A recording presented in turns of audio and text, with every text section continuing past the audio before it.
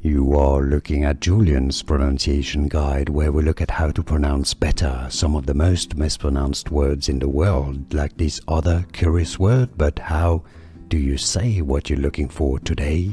We are looking at how to pronounce this word, as well as how to say more interesting but often confusing words in English, so make sure to stay tuned to the channel. In British English, this is normally said as research.